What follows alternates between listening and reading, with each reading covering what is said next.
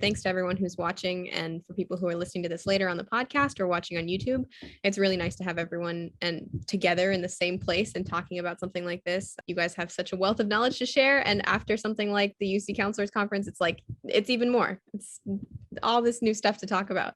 I want to remind anyone who's attending on Zoom that this is an opportunity for you to ask questions of our counselors. So please drop any questions that you have in the chat, and feel free to raise your hand at any time. We're happy to answer your questions. Like I said, that's what this is about. So we're here to talk about the UC Counselors Conference, which you guys just finished attending. So thing that happens every year.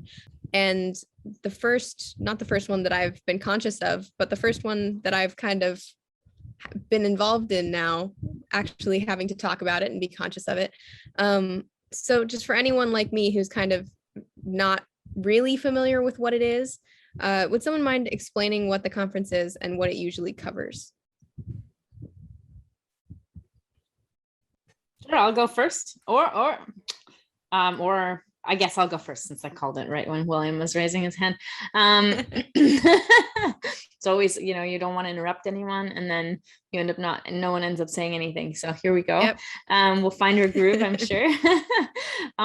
So the UC Counselor Conference happens once a year in September, and it is a conference during which all of the UCs convene and convey a giant bundle of knowledge upon all counselors, school counselors, independent counselors, whoever is working with students and helping them apply to the University of California system. It's every year. So, we've been attending it for over 4 years every year. So it's exciting to see what's kind of the same, what's different. Every year there are changes, and we're just really excited to bring it straight from the horse's mouth to you guys so that you can factor this in when you're crafting your applications, or if you're just thinking about applying to UCs and what you really need to be looking at. So that's kind of what it is. And it was virtual this year, and it was last year for obvious reasons. So it worked out pretty well, but we were very tired because it's 5 full days, 8 to 5, and a lot of information. Yeah, it's like a full school day of having to learn stuff.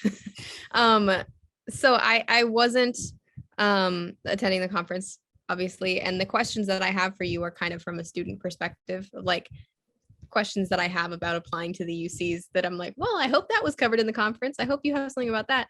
So in order to kind of get this started, and for you guys to have time to talk about things that really struck you from the conference, I was wondering if we could just go around and maybe everybody say their favorite part of the conference, or maybe your favorite thing that you learned, or your favorite session or talk. So I just thought that would be a good way to get this rolling. So who would like to begin? I'm happy to start.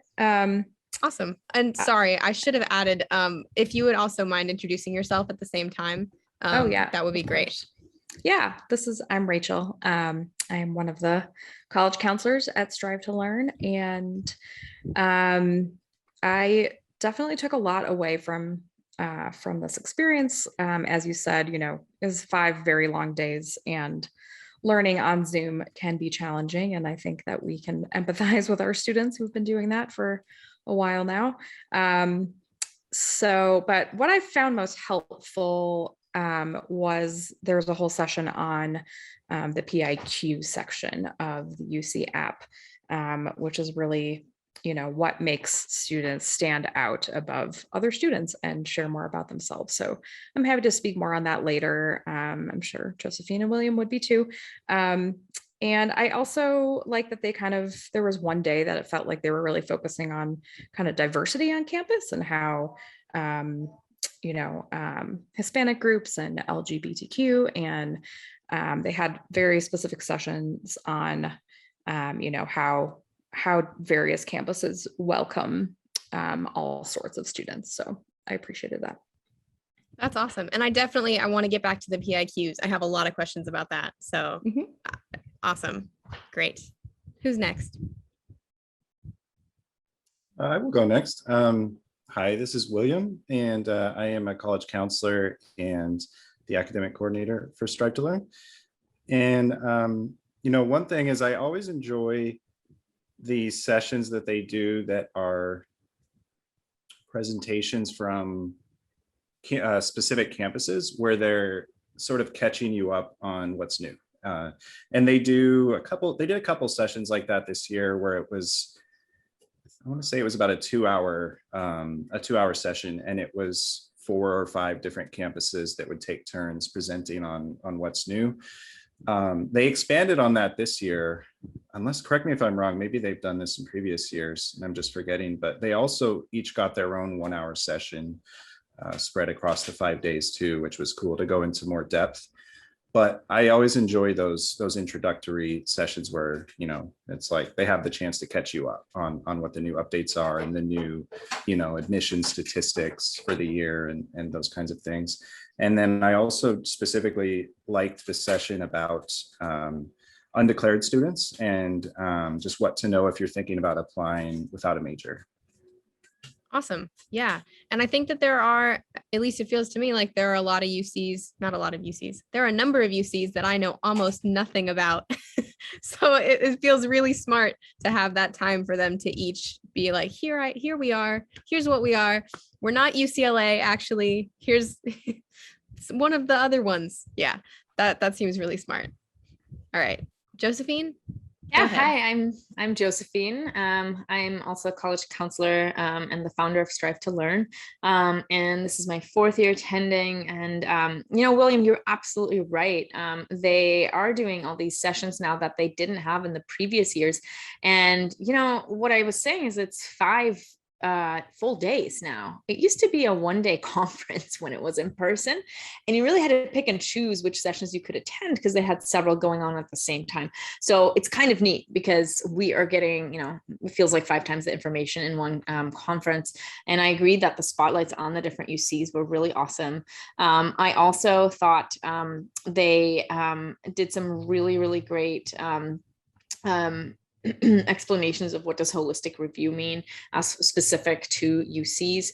So that was pretty interesting, especially now that they are test free and will not consider SAT or ACT scores. So it has gone from a 14-factor review to a 13-factor review. So really seeing, you know, how does that affect the other aspects of your application? How are they viewed? So that was quite interesting, kind of the look back, as well as hearing about reopening plans and things like that. As far as, you know, when can I visit? What does it look like to be on campus right now, and just kind of getting the lowdown on each UC, because not all UCs are the same. Each UC is different, even though they are a system, they're separate institutions. So just hearing about those differences, like you said, Lily, they're not all the same. So it's good to know kind of the specifics of each one. Yeah, absolutely. Thank you, everyone. It's really nice to get a little bit of an introduction and just hear where you're coming in from. I really want to latch on to that, Josephine, what it feels like to be back on campus. I just went back on campus I just went on campus for the first time as a college student, even in my 2nd year of college. So I'm feeling very much, very, very grateful to be in person, at least outdoors and around on campus. It feels amazing. So for all of the students who are maybe wondering what that's going to feel like, or if that's going to be possible for them, what kind of news was there for students about COVID and back to school with the UCs? I'll take it since I kind of brought it up a little bit. So the UCs are back on campus.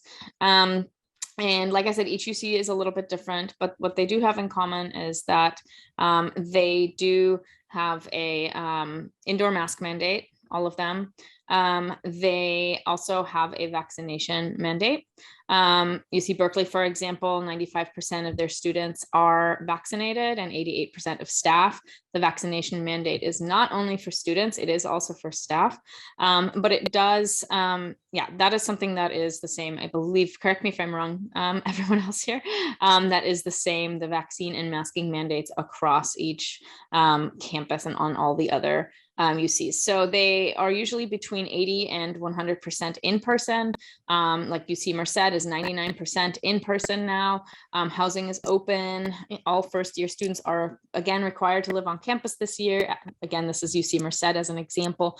And the students who are not yet fully vaccinated, or the students who cannot get vaccinated due to medical complications, they, instead of vaccination, have to test twice per week, either until they're fully vaccinated or continue to do so, if they have a medical condition preventing them from getting vaccinated. All students also have to respond to a daily questionnaire discussing, just thinking about, do I have any COVID symptoms, et cetera? Should I, self-quarantine? So it's been pretty exciting. I think a big part that would be very interesting for our audience is what about visiting, right? When can I start visiting? So it depends on the UC. So make sure to go on the website of the UC that you are interested in and checking there when they will start. A lot of them said that end of September, beginning of October, they will probably start having in-person tours again. One of them said, though, that they wouldn't have it until January. I am blanking on which one that was, but I'll let you know if I remember while I continue talking. So for the one caveat, though, to the idea of being able to go and visit is that they haven't had visits in a year and a half, right? And so the students who used to be tour guides, they might no longer be there. They may have moved on. They may have a different on-campus job now. And so they have to, at most of the campuses, really recruit more tour guides again and train them in how to do tours successfully. And that is what will make the capacity limited. So of course, social distance measures, stuff like that makes the capacity limited, but just know that if you know that they're going to start, let's say you are looking at UCLA, you see, oh, they're starting up again. Like I said, check their website for the newest info in October with the in-person tours. Then make sure to sign up as soon as these appointments come onto the website, because you may have a month or so wait time before you can actually find a date that fits your schedule, just because they don't have that many tour guides right now. But within the next half year or so coming into the spring of 2022, everything should be up and running again. So bear with them, but starting October, you should see some opportunities for college visits. Awesome. Yeah. So campus visits, definitely a part of, or just an understanding of the campus is definitely a part of students crafting this image in their minds of what going to college at a UC would be like. Another big part of that, at least for me when I was applying to college, was thinking about what major I'd want to be in. And I know, William, you mentioned undeclared students, that there was information for undeclared students this year that particularly kind of caught your interest. Would you mind telling me a little bit more about that? Absolutely. Yeah, I really enjoyed that presentation. And yeah, so there were several things that were mentioned that really stood out to me. Some in the form of statistics that I actually want to share. Statistics are not always the most interesting thing to hear, but in this case, I think they are kind of illuminating.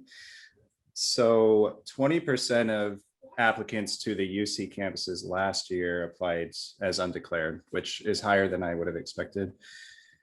The national figure is 50%, so that's still significantly lower than the national figure. And the presentation went into or addressed what some of the reasons for that might be. I think some of it, honestly, is probably expectations. There's the reputation of the UC schools as selective, which is earned. And I think sometimes students get the idea that applying undeclared to a selective school is not a good idea. The presentation really, what's the word? I guess you could just say it cast doubt on that concept, or that idea that applying undeclared is not a good idea to a selective school. The presenters really wanted to convey the idea that if a student doesn't have a choice of major, they don't know a single subject that they're most interested in that they want to apply to, it's okay, and they don't need to force it just for the sake of being a more attractive applicant, let's say. It doesn't actually, the admissions readers, admissions reps at the UC campuses don't view choice of major as a positive or negative factor. It's neutral to them. So it ultimately doesn't matter for your, your candidacy, I guess, or your attractiveness as an applicant, or your value as an applicant. It doesn't really make you seem like you have yourself together because you know what you want to study. They're very open to the idea that students probably have multiple interests a lot of times. It's not that you don't like any subjects, it's that you like too many maybe, and you don't want to just make a hasty decision and feel trapped in that. And so I really enjoyed that about the presentation. So a couple other stats, back to the numbers.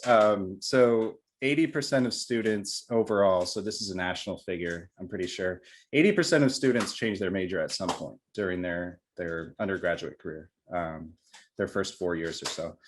82 to 84% of students who change their major at least once graduate within 4 years. 78% of students who never change their major graduate within 4 years.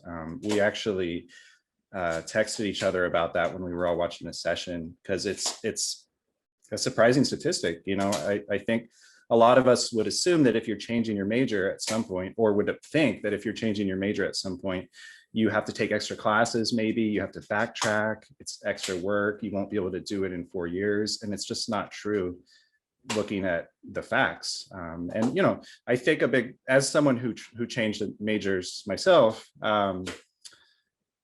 I think a lot of the reason for that is that in the traditional curriculum of a four-year university, you start with general education requirements anyway. So exploring a variety of subjects is part of what you end up doing anyway, because you have to fulfill certain subject requirements that are not ultimately going to be related to your major. So you're going to end up taking maybe psychology or sociology or computer science, even if your chief interest is, let's say, journalism. You're still going to have to take several courses that are not related to journalism in an obvious way. And so you can still graduate within 4 years, as an undeclared, starting out undeclared. So I think that was really encouraging to hear. So I have more I could share, but I want to, give Rachel or Josephine the opportunity to, if they wanted to add anything. I'm going to piggyback on that real quick, because I agree that statistic that you just mentioned was so interesting, that a higher percentage of students who actually change their major at least once graduate within 4 years than the ones who don't. I was like, how did this even come about? So I'm glad you brought that up. I also think it was cool. They described a lot of the support for the undeclared majors, just helping you find a career, and the fact that it is normal. You may not have yet been exposed to everything. You're still exploring fields of study. That's what college is for. But I do want to put on the caveat that there are some majors you cannot enter into later. So if you're a student really kind of looking at very selective programs at the UCs, for example, dance or theater at UCI, or any other major that has a supplemental application, nursing at UCLA, things like that, any majors that require essays, letters of rec, or anything like that, engineering, computer science, really take a look at that. If you are feeling like you might want to major in that, but you're not sure yet, at 8 of the 9 UCs, you have the option to put a first choice and then an alternate choice. So the recommendation is the highly selective major that you're interested in, put it as your first choice. And then as your alternate choice, put undeclared within a department that is not as selective. So do it within a different college. If you're applying to engineering first choice, maybe you want to put undeclared in letters and science as your second choice, because that way you're heightening your chances of actually getting in. So really check which major you're applying for. Only the highly selective ones are going to give you that problem. And only UC Berkeley does not allow you to select an alternate major. All the others do allow that. So that's something good to know as you're filling out your application, taking a look at those alternate major opportunities and selecting undeclared and putting your most selective one as your first choice. Go ahead, William. One other quick thing is on a similar note to what Josephine was just saying, the presenters strongly discouraged anyone from thinking of the undeclared route as a backdoor to getting into some of the more selective majors. That's something that I think they've seen in prior years or they've heard chatter that this is like a backdoor that you can get into engineering or nursing or something that's really competitive by applying undeclared and, doing the requirements that you need to do, and then applying, as a matriculated student into the engineering department. It sounds like it's not impossible. So when I say that, it's not impossible. It's just, don't think of it as a viable pathway for the average student. It's still very selective. It's still very hard to get into those majors. Not impossible, just very hard. So it's just something to have realistic expectations about more than anything else. I think also important to note is that, whatever you end up majoring in, it doesn't have to define your career or who you become. They did a poll and asked all the counselors, like, how many people actually are in the line of work that they majored in. And I would say most people weren't. So that's not to say, like, obviously there's a lot of value in higher education and finding something you're passionate about to study and making good use of the money that you're spending. But there are many paths forward in terms of career. So yeah, I think that was one of the most surprising things or unexpected things of the conference, Rachel, that I hadn't really heard in previous years, that I heard it in several different sessions. The emphasis on what you major in doesn't necessarily define your career. And, they are public research universities, and they were really addressing that they are more than a giant research university. And it felt like they were just really trying to tap into the student who might want to be more creative with finding their way to their field of study in a way that I haven't really heard them talk about in the previous years. So they were really saying how much they encourage interdisciplinary opportunities, and they actually really encourage students to do research outside of their main field, and they have all these opportunities for students. So just know that, when you have a major at a UC, it seems like they really don't want you to be pigeonholed into that. They want to make sure they have students who feel free to pursue an interest in the violin, even if they're doing engineering. Not that you can double major in that would be crazy, but they did put a big emphasis on that. So I thought that was really interesting how they said, rather than thinking that career preparation is the biggest reason to go to college or to go to a UC, the bigger emphasis should be on becoming a critical thinker and gaining exposure to many opportunities to create really capable individuals who can succeed in various career fields, not only in their major. And I think that speaks to the ever-changing career landscape. People nowadays have 3 to 5 careers in their lifetime. So I thought that was quite interesting that I heard that across several sessions. Yeah. And Linda in the chat asks, is that because UC department heads are being encouraged to support cross-departmental collaboration? I'm assuming she means that, meaning like that they want you to encourage students to do many diverse things and not just focus on one thing too quickly. I don't know if it has anything to do with the department heads.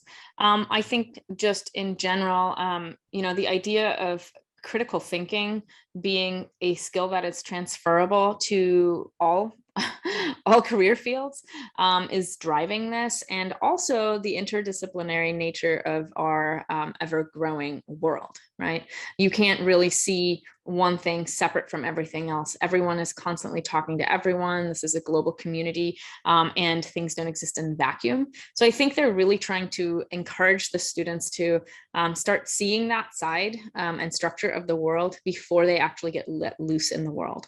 But I do want to put the caveat on it that liberal arts schools, to them, this is old news. And they much more focus on these ideas. So I think that although UCs, want to work towards that and offer these opportunities, I don't think it's quite on the level that a liberal arts school or a smaller medium-sized school would allow you to do necessarily. But I do think it's, worthy to note that this is something the UCs are really working towards. Yeah, absolutely. So it sounds like knowing your specific major that you want to, isn't what specific major you want to be in by the time you apply.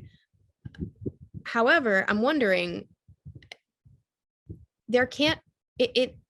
students go to different UCs for different reasons. They're not all identical. So are there different UCs that are good for different they're all good, that are preferable for different specific majors? And like, if I really, really wanted to study computer science, what are the top UCs for me to aim for? If I want to study kinesiology, what's the top place for me to aim for within those 9 UCs?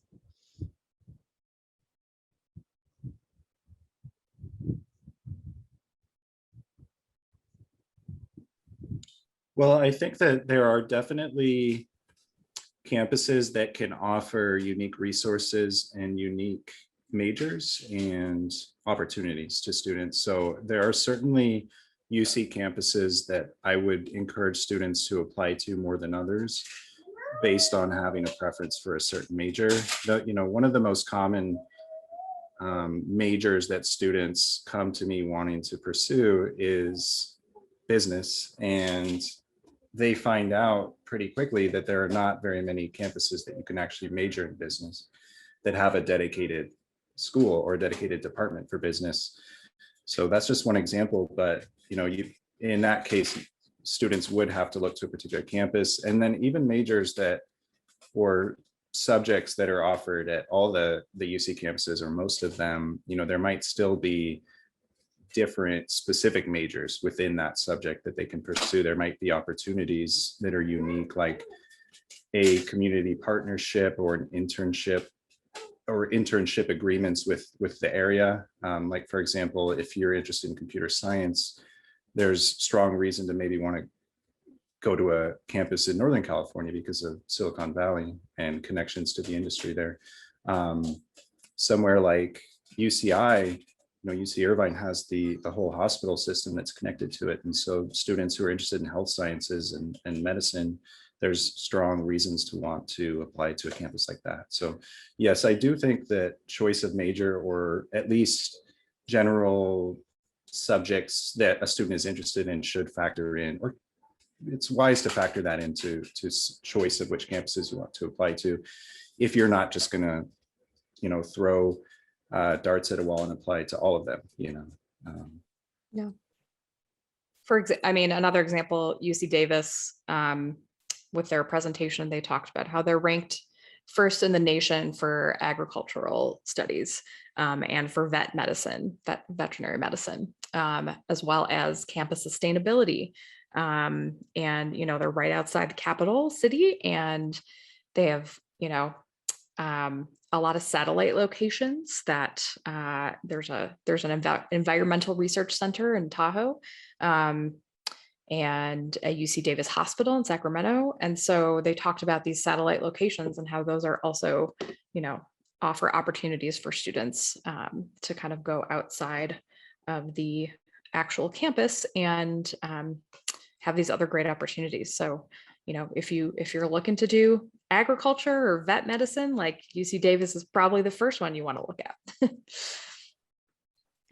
Yeah, I think that, if you have a major in mind, looking at these opportunities is great. And like both of you pointed out, finding specific things that you'd like to get involved in. So actually checking out, who's doing research, who are the professors, and actually Googling these people, maybe even emailing them and asking, are there any research opportunities if I were to come to campus next fall? People love talking to prospective students, so don't be scared to reach out. All that can happen is that your email gets lost and you don't hear back, but you might get a great answer and learn a lot about the campus. But if you don't have a major or field of study in mind, then I would say take a look at what each campus offers as far as their career counseling center, and also really visit different campuses. I mean, Merced is much smaller than like a UCI, very different campuses, very different geographic locations, different classroom sizes. So really take a look at those campuses. Think about your other good fit criteria. What kind of classroom do you want? How do you want to engage with your peers? Do you maybe have a really unique hobby that you'd like to find a community to share with? Check their clubs and student organizations. See where you can find your niche and your community, and then the rest will follow. So that's my advice for students who don't yet have an idea for which major. And again, like William said, they will say it. That's what they said in the session. Don't worry. They realize that you may just not have been able to explore, and it's totally normal because you're probably 17 or 18 years old when you're applying. So you're all good. Yep, absolutely. As William said, a student might apply to, use the throwing darts method and apply to a lot or all of the UCs. So I was wondering, does applying to one UC campus affect your chances of getting into another one? Just gonna throw that out there. They specifically said, no, it doesn't. They can't actually even see where else students are applying. So if that is the method that students want to take, it will not affect you in an adverse way. I don't know that as college counselors, we would recommend that students do that necessarily, but that's our focus and goal, is to find the best fit campuses for our students. Yeah, absolutely. Rachel, as long as you're unmuted. Sure. I want to make sure that we don't run out of time to talk about the personal insight questions. That feels like a really meaty part of this conference and this conversation. So I was wondering if you could tell me a little bit about what the PIQs, the personal insight questions, are, and what you either learned about at the conference in regard to them, or maybe something that surprised you, or yeah. Absolutely. So the personal insight questions are a pretty important part of the UC app. There are 8 options for students to choose from, and they have to respond to 4, or if you are a transfer student, you respond to 3. So I just learned a lot of valuable things about these because, we know that they have a holistic review process. They're looking at 13 different factors. And so the PIQs are a way to kind of go beyond, show your personality a little bit and who you are. So, they really, a couple of people who are leading the session were very dynamic and really kind of saying, these are not essays. So we, whereas in the Common App, you're writing a 650 word essay, that's a personal statement. This is not what they are. They actually want you to tell and not show. They don't want you to use fluff and flowery language. They just want you to respond really as simply as possible, as if you were sitting in an interview with somebody and they asked you that question. How would you respond? So really kind of getting across your point in 350 words or less. They say it's kind of encouraged to use 250 to 350 words. That's pretty typical, but respond to the questions in a way that's authentic. Like they want students to tell their story, and they should choose those 4 questions that they feel relate to them best and are going to add and strengthen their application. So, be creative in your response, but not necessarily in your writing. Let's see what else. I think, there's no PIQ that is better than another. They all have equal value. So they're not judging based on which questions you answer. So, you just want to respond to the question, not really the prompt. They don't want quotes from other people, from songs, from, something that you think you're going to hook the reader. I think that the presenter said, we are not English teachers. We just want to sit and read these, and we're not looking for grammar. So, obviously, you still want to not turn those in with spelling errors and, egregious grammar errors, but you don't really need that part to stress you out so much. So,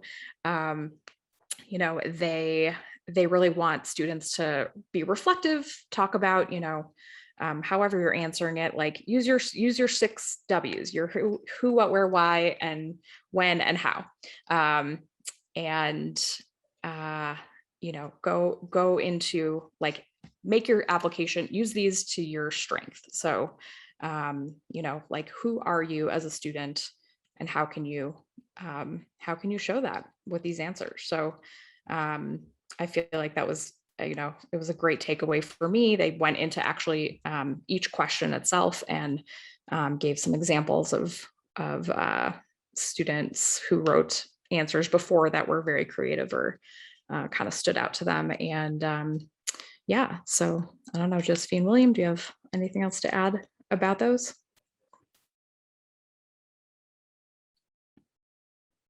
Yeah, absolutely. All very well said. And it's just always funny to me to attend this session.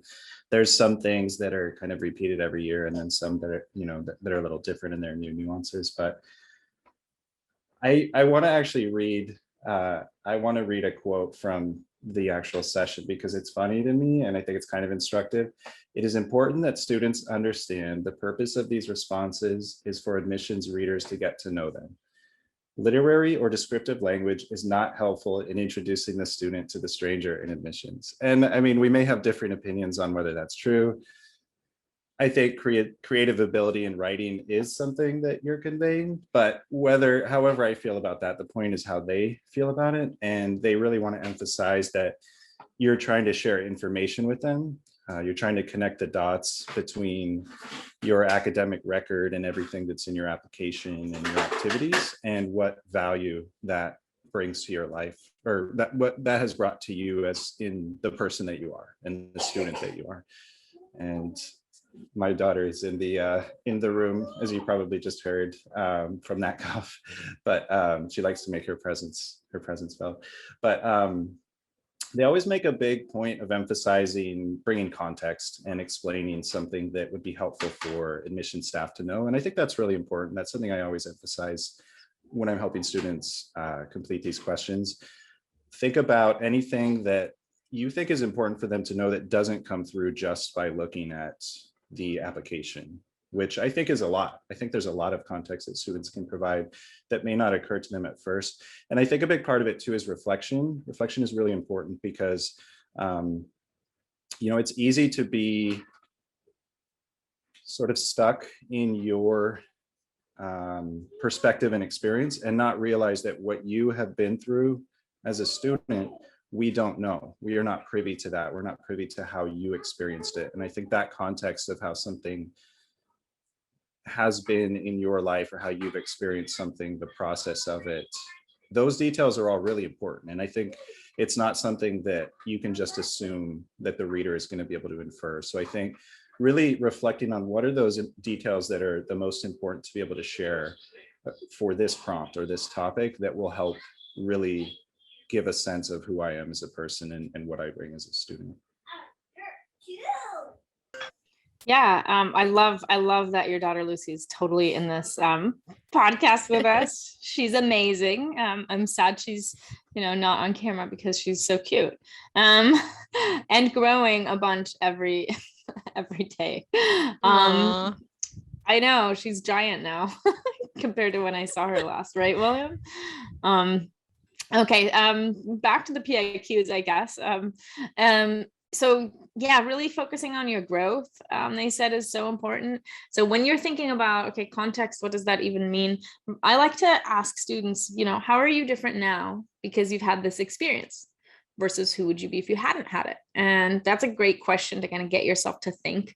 Another great tip, I think, to kind of really try and get rid of flowery language and like giant backstory and just get to the point and say it and tell them about yourself instead of about others or everything surrounding it. You only have 350 words for each of these, right? Is to pretend you're in an interview.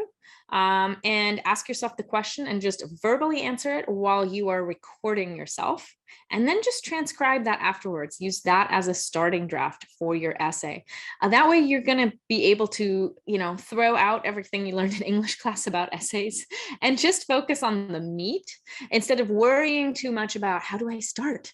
How do I end? What is my conclusion? They were very clear that they do not care. They're like, don't put a hook. We don't care. Just answer the question. And another thing that I think is important, because students struggle oftentimes because they feel like, although those questions are more specific than, for example, the personal statement questions on the Common App, they are still relatively broad, and students start wondering, what should I be saying? What do they want to hear? So throw that out too, and really think about what do you want them to know, and Google UC personal insight questions. Go on the UC website and read for each one. There are several questions below each main question that are called the things to consider.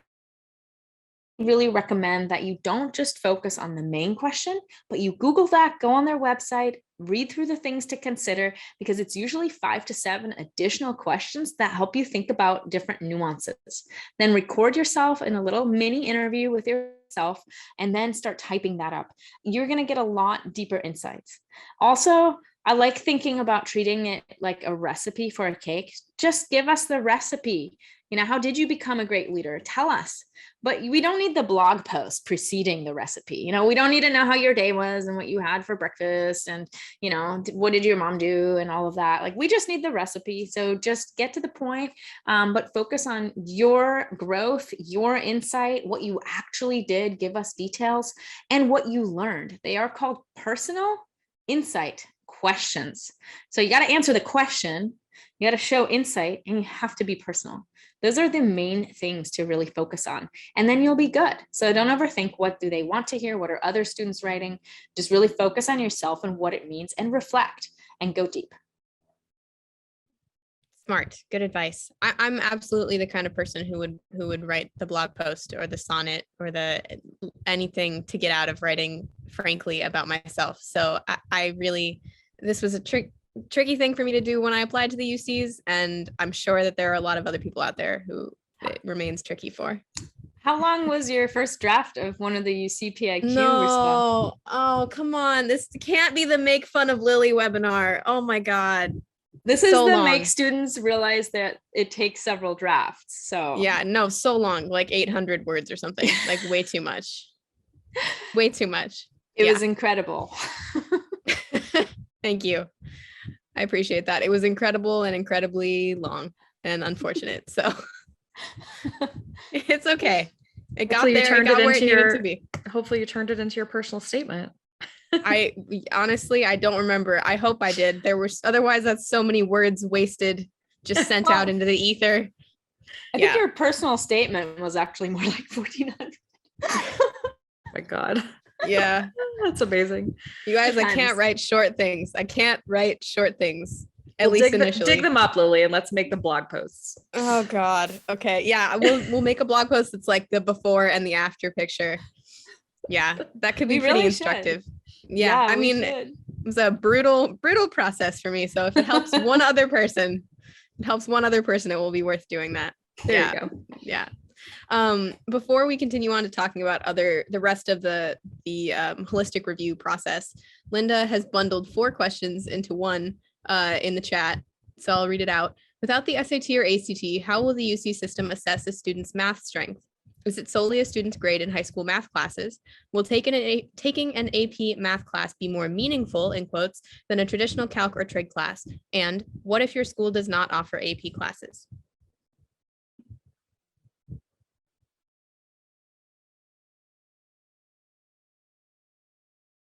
Are we all going to start talking at once again? No, it's a tall order.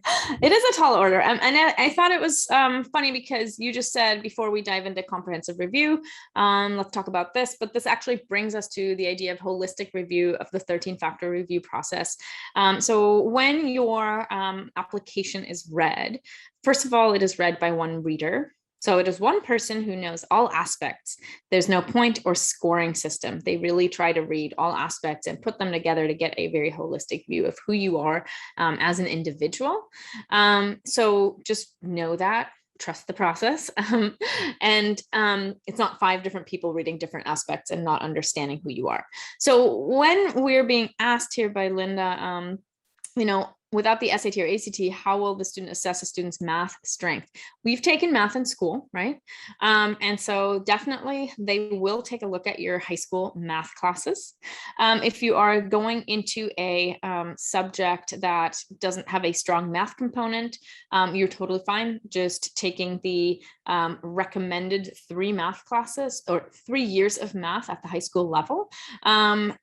They say required 2, but recommended 3. So go with the recommendation, not the requirement. And they'll look at that and they'll see what grades you got, and that'll give them a great understanding of where you're at with math. Now, taking out the SAT or the ACT, they're not just focusing on the grade. They're going to look at which math classes did you take and at what rigor. So did you take an honors class or an AP class? Did you take, algebra 1, geometry, algebra 2, or did you take, past that into pre-calculus, calculus, or statistics, right? That shows them a little bit more. Now, if a student wants to go into a major that is very math heavy, engineering, things like that, then they should definitely do 4 years of math, if not 5, if it's possible for them. And they should try to take higher level classes such as AP or IB level. Now, that leads me into Linda's next question. Will taking an AP math class be more meaningful than a traditional Calc or Trig class?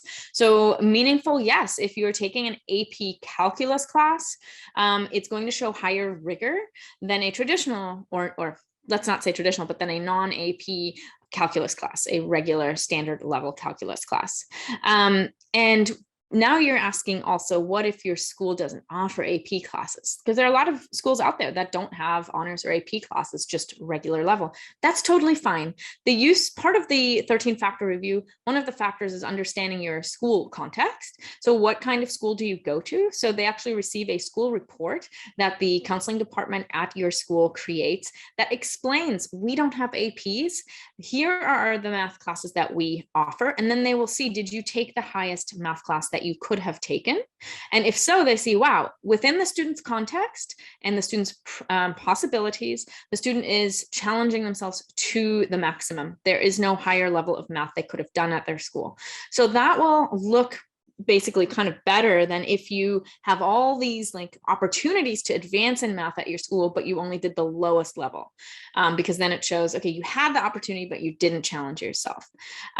One way though, if you are worried about not having AP math classes or advanced classes, and you do want to go into a very math heavy major, you can take an AP test without having taken the AP class. So you could maybe you're in a regular calculus class at your high school. You could then also get yourself an AP calculus book.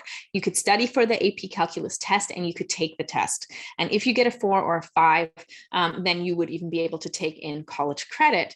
And even if you get lower than a 4 or 5, it's still a great score to have a 2 or 3, given that you didn't have an AP class. So just submitting that score can show them, hey, even though my school doesn't have this, I really, really am trying to, increase the rigor, and I put a lot of time into this, and I went for it of my own volition, independently. I'm that motivated. So don't worry, even if you don't get a 4 or 5, submit that score, because you're really showing that you went for it, that you're going to take any opportunity you can. Another opportunity would be to enroll in a community college class locally. So it's a great way to see what would a college classroom look like. It's a great way to, show, again, you have independence, maturity, curiosity. That academic curiosity is one of their factors. So there are several ways that if you want to challenge yourself beyond what your high school offers, that you could go for that in those ways. I hope I got all of them, Linda. Sounded pretty thorough to me. Yeah. Speaking of high school, Jane asks, do you think I should ask my AP English teacher to review my essays and see if they're good? because I'm thinking she may not really know what college admissions officers are looking for. I was told by some college preparation programs that they know what admissions officers want to read. What do we think about that? I was kind of starting to type an answer, and I'm open to Josephine and William adding to this, but I would say that anybody who's writing PIQs should have other eyes on them. Like, you should have your drafts, you should have people who will read them. You should absolutely be asking for feedback and not taking that feedback personally, but taking it as we want to, these people want to help you make them as good as possible. Now, I think what we just said in terms of what the committees are kind of looking for, they aren't English teachers. And so, your AP English teacher might take a different approach in saying, well, this needs to have more structure in, you need to have a hook. It needs to sound like an essay. So I think, with the caveat that you kind of, that the teacher actually knows, what the UCs are looking for in these PIQs, then absolutely. I feel like that's an absolutely great person to review your essays, as long as they kind of know what the goal is of the essays, of the answers. Yeah, sounds smart. I also think there's such a thing as too many cooks in the kitchen, and they are personal, right? We talked about personal insight. So I think every student has a different relationship with his or her English teacher. So make sure that it is a person you are very comfortable sharing personal things with, so that you don't start writing your essay less personally, less vulnerable, less insightful, just because you're like, oh man, my English teacher is going to read this, right? And so I think that one's important. And then I also encourage you to have them look at it a little further along, so that it's more feedback on clarity, grammar, do you have any run-on sentences, rather than trying to change your content in case you're not sure whether or not the content, the teacher knows, these kinds of insights directly from the admissions representatives. So sorry, my dog is trying to get out, which is the scratching noise in the background. Just thought I'd explain that. So yes. Yeah, that's a great point, Josephine. So yeah, so Jane, that could be a great person if you're comfortable with her. I guess we recommend not asking her just because she's the English teacher. I hope that's helpful. One thing that I can tell you, I thank you so much, Jane, for writing in here that you were like, your teacher didn't like your voice that much in the first one. So one of the things that we're actually doing is that we are going to have a webinar on the PIQ questions specifically, not just a webinar, but a workshop. So I just thought I'd let you guys know, since this is coming up right now. So that is going to be on November 9th at 5:30 to 7:30. It's a 2-hour webinar. I'm going to be workshop online that I will be leading with a group of students, whoever signs up. So we're going to pop the sign up page to that in the chat. Our behind the scenes colleague, Shawnee, is going to put that in there in just a second. And that's what I recommend as well, if you really want to kind of get to the meat of it and have someone, so us, our team, look over it and give you feedback and help you brainstorm for the ones that maybe you're not sure yet. Because the other thing that I think is important that your English teacher won't know about is, what is the rest of your application? So I think the best person to ask to give feedback on these is someone who really understands your entire application. Your essays should not be reiterating your resume, your activities list. There is a very, very in-depth activities list on the UC application where you can write a lot of things, the context of the organization you're working for or volunteering for, as well as what you do and what your role is and how many hours you're involved and when. So they know a lot of that. So what you want to do is you want to go deeper than that. And you want to make sure, just like William said earlier, you're always adding context. So that's why, we as college admissions consultants really look at everything. Even if we're just working on the UC essays with a student, we make sure to ask for the transcript, the resume, all of these other things that we know the admissions representatives are going to look at.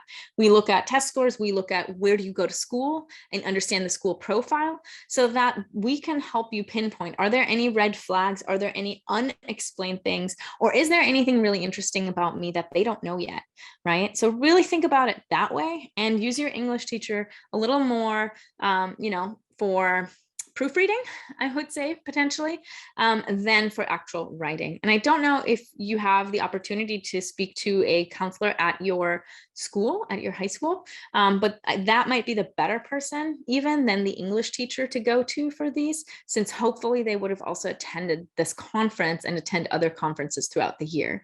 So if you're not able to work with an independent counselor, but we do also help students one-on-one all the time. So feel free to reach out to us as well if you need help with anything.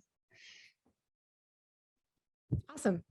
We're coming on to the final few moments of this webinar. So in order to kind of wrap things up, in order to summarize, I was wondering if each of you could maybe tell me, if you had to be a student and write an essay about this, what do you think was kind of the central theme of this year's UC Counselor Conference? What really encapsulates the whole thing for you?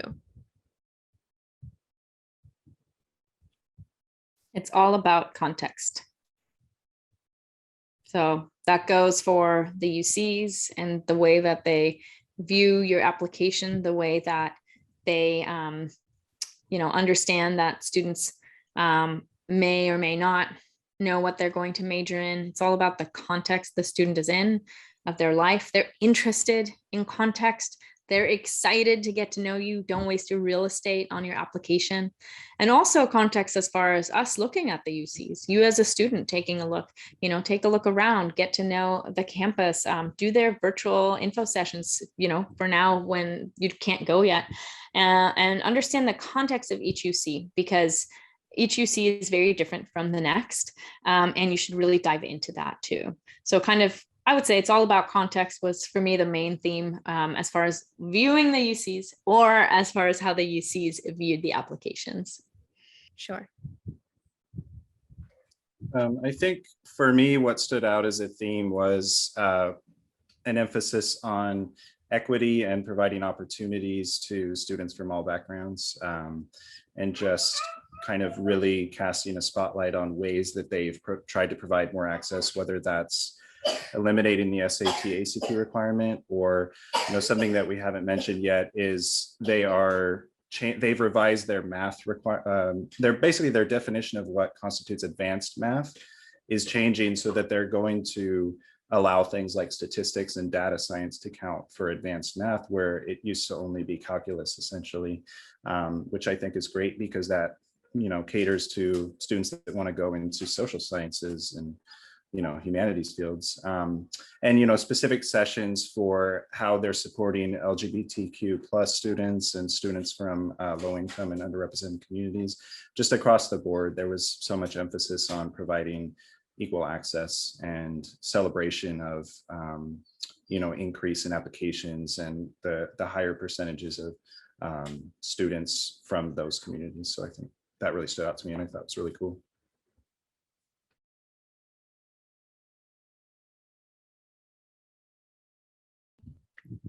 Rachel, what do you think was your central theme that you pulled out of the conference? I think how adaptable, how things have changed with the world and how they have changed with the times. And so, this was my first UC conference, so I can't really compare it to years past in the way that Josephine William can, but it sounds like in general, the system has been really thoughtful about, a changing world and being nimble and flexible and creative, so that they can still show how much they care about their students and their experiences. Awesome. I'm going to give some closing announcements, but I just wanted to remind our audience, if there are any last questions that you have before we leave, please drop them in the chat and we can get to those. Usually in these webinars, we drop all kinds of resources. We've been a little resource light today, but that's not to say that we still don't have a lot of offerings for anyone who's listening to this right now or watching live. All kinds of blog posts on our website, more upcoming free workshops, as Shawnee has provided in the chat. Lots of things like the Boston University behind the scenes college event, also UC application workshop, UC PIQ's workshop coming up. And we are constantly expanding our offerings. So we have all kinds of things available on our YouTube channel for you to watch, both UC related and non-UC related. And I would be remiss if I didn't plug the podcast, Mindful Admissions. The final episode of our first season of this podcast comes out on Friday, actually. So there will soon be 10 full episodes for you to listen to, and some UC content mixed in there, all kinds of college counseling goodies. Yeah, go check it out. Thank you guys so much for attending. Thank you, Josephine, William, Rachel, and Shawnee behind the scenes. I really appreciate you spending this time to talk to me and to share all of your wisdom. Yeah, thank you. Thank you, Lily. Thank you. I also just added a little link for you guys to subscribe to our newsletter if you would like to stay in the know about upcoming events like these. We have a lot of free events. We have a couple paid events like the PIQ workshop, things like that. And so we'd love for you guys to join us in the future. So just hit subscribe on that. And then Shawnee also just put in our blog link so that you can stay up to date and go even deeper into a lot of the topics we talked about today. Thank you, guys. Awesome. Thank you all so much.